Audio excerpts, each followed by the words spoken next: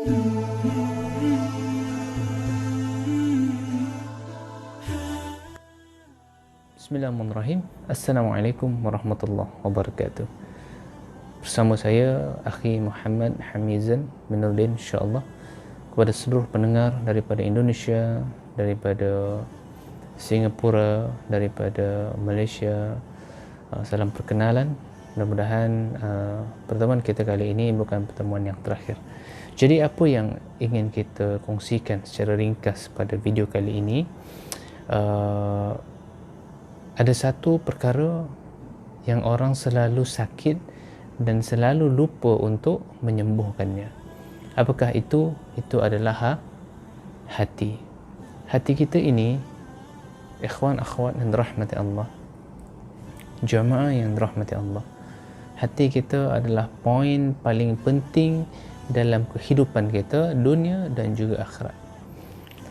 Hati ini juga menandakan seseorang itu baik, seperti mana disampaikan oleh Rasulullah SAW. Seperti mana juga tiku yang akan mengeluarkan apa yang berada dalam isinya. Jadi begitu juga adalah hati. Ini saudara yang dirahmati Allah, pernah tak kita merasa hati kita tidak tenang? Apakah penyebabnya?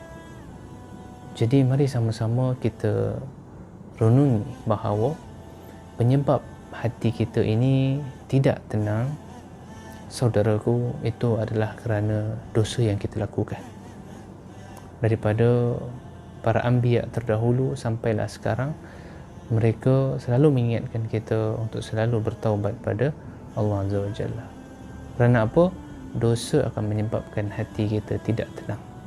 Ini salah satu punca, dan punca ini punca yang paling besar, dosa. Saudara kena rahmati Allah.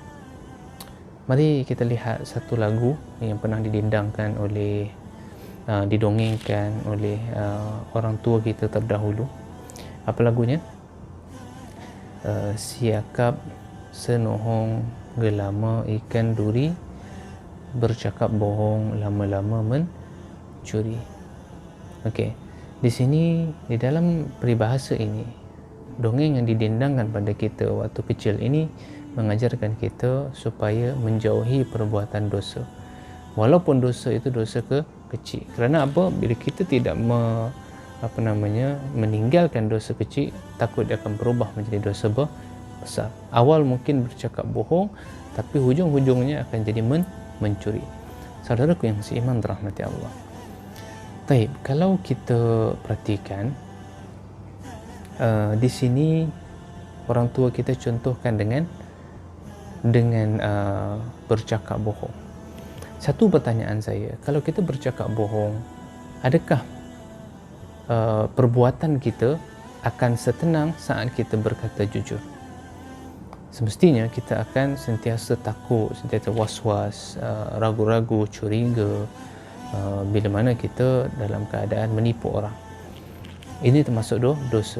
Salah satu contoh mudah yang bila kita lakukan akan menyebabkan hati kita jauh daripada ketenangan, sentiasa rasa tidak tenang, penuh dengan keburukan demi keburukan. Ia akan bertambah, keburukan tadi akan bertambah satu persatu. Perhatikan saat Nabi SAW berkata pada cucunda baginda Rasulullah SAW, Al-Hasan ibn Ali radhiyallahu ta'ala anhu, beliau bersabda, da' ma yuribuka illa ma yaribuka, fa inna sidqa tama'nina wa innal kazib riba. Tinggalkanlah yang meragukanmu dan beralihlah pada apa yang tidak meragukanmu. Sesungguhnya kejujuran lebih menenangkan jiwa, sedangkan menipu akan menggelisahkan jiwa.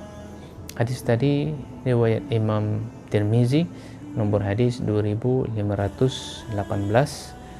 Imam Tirmizi berkata hadis ini hasan sahih, tapi Syekh Albani mengatakan bahawa hadis ini sahih. Jadi sahabatku yang dirahmati Allah, maka ini salah satu contoh peringatan daripada Nabi kita bahawa apa?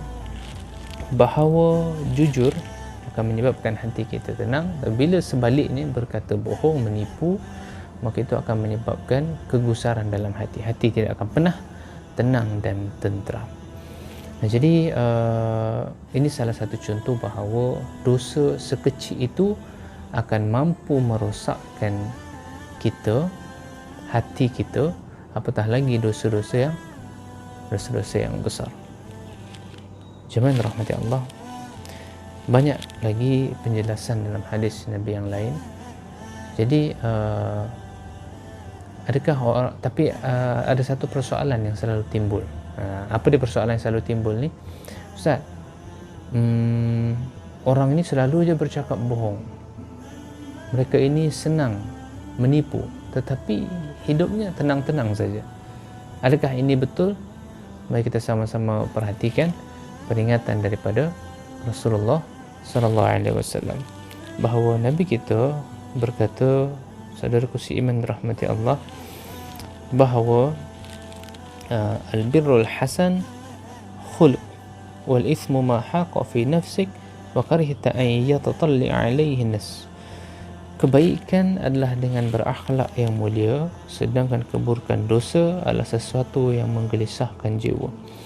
Ketika keburukan tersebut dilakukan, tentu kau tidak suka perkara itu nampak di tengah-tengah manusia. Hadis riwayat Imam Muslim, nombor hadis 2553. Jadi ditambah dengan peringatan Allah dalam Quran. Apa peringatan Allah dalam Quran? Simak di sini dalam Quran surah Al-Mutaffifin ayat yang ke-14. A'udzu billahi minasyaitonir rajim.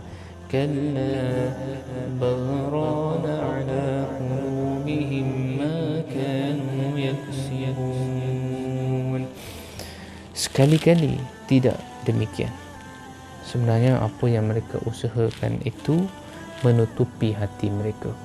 Kesimpulannya daripada soalan tadi, Ustaz, kenapa ada orang yang melakukan maksiat, suka dengan maksiat yang dia lakukan? Dia tak rasa itu perkara yang menggusarkan mereka. Mereka cukup tenang dengan maksiat mereka, keburukan yang mereka lakukan.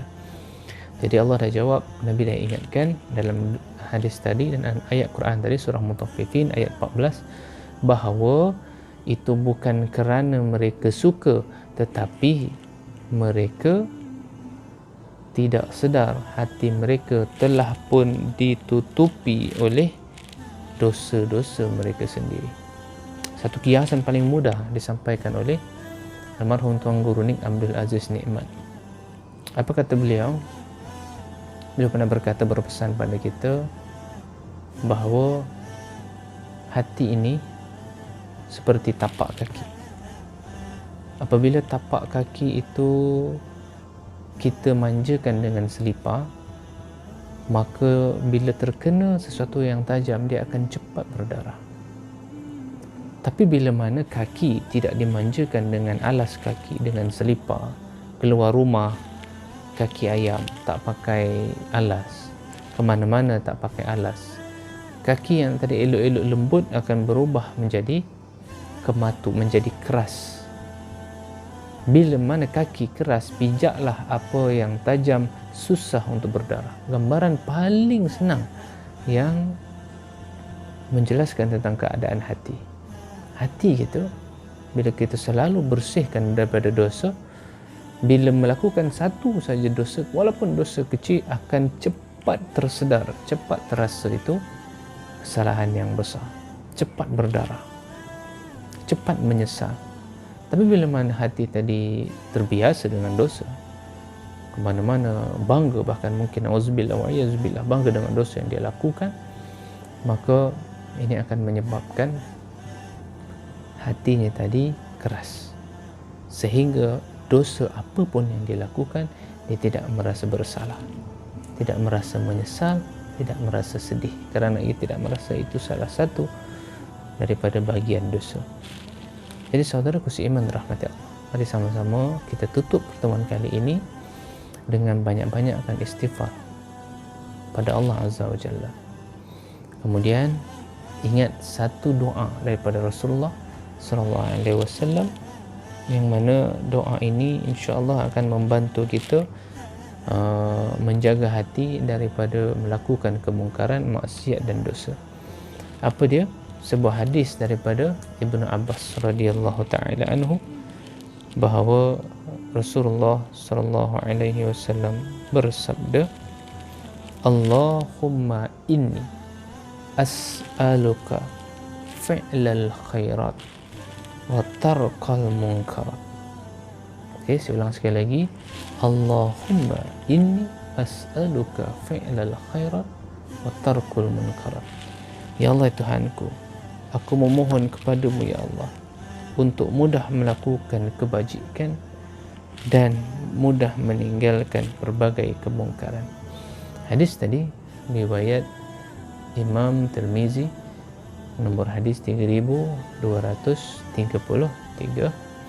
Syekh Albani mengatakan bahawa hadis ini sahih. Jemaah rahmati Allah, maka amalkan doa tersebut. Mudah-mudahan sentiasa Allah jaga hati kita, jaga sanubari kita, sehingga bila hati terjaga, seluruh tubuh akan baik. Dan insya-Allah mudah-mudahan Allah anugerahkan ketenangan kepada hati yang selalu meminta ampunan pada Allah Azza wa Jalla. Sampai bertemu lagi di video seterusnya. Jangan lupa untuk yang belum subscribe, untuk subscribe terlebih dahulu. Kemudian follow kami di Facebook, follow kami di Instagram, follow juga kami di Telegram. InsyaAllah. Wabillahi taufiq wal hidayah. Assalamualaikum warahmatullahi wabarakatuh.